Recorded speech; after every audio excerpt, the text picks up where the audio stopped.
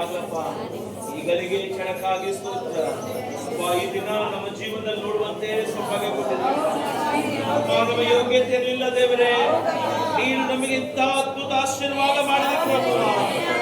ನಮ್ಮ ಯಾರಲ್ಲಿ ದೇವರೇ ಇಂಥ ಕಟ್ಟಡ ಕಟ್ಟುವಂತ ಯೋಗ್ಯತೆ ಇರಲಿಲ್ಲ ದೇವರೇ, ನೀನೇ ನಮಗೆ ಉಪಕಾರ ಮಾಡಿ.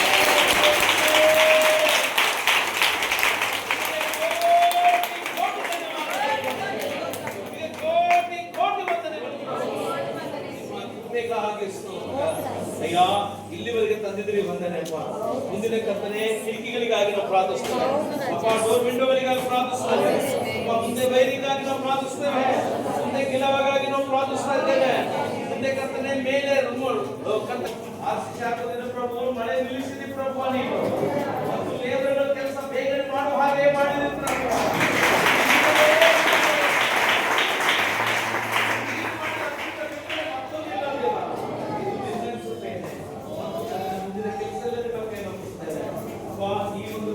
ಇಲ್ಲಿ ಬರುವವರೆಗೆ ನಮ್ಮ ಸಭೆಯ ಒಂದೊಂದು ಕುಟುಂಬ ದೇವರೇ ಕಷ್ಟಪಟ್ಟು ಸಹಾಯ ಮಾಡಿದ್ದಾರೆ ದೇವರೇ.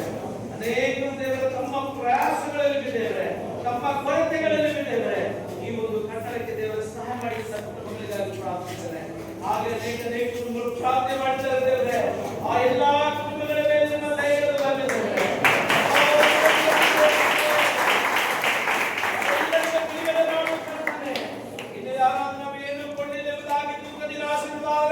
ಅವರ ದುಃಖಗಳೆಲ್ಲ ಬಿಟ್ಟು ಅವರಿಗೂ ಕೊಡುವಂತ ಬಲಗುಣ ದೇವರೇ. ಹಾಲೆಲೂಯಾ. ಎಲ್ಲ ಸೇವೆ ಸಹಕಾರಿಗಳಿಗಾಗಿ ಮತ್ತು ಪ್ರತಿ ಒಂದು ಕುಟುಂಬಕ್ಕಾಗಿ ಪ್ರಾರ್ಥಿಸುತ್ತಾನೆ.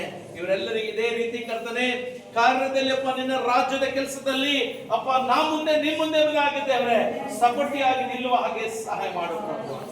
ಈವರೆಗೆ ನೀವು ನಡೆಸಿದ್ದಕ್ಕಾಗಿ ಸ್ತೋತ್ರ.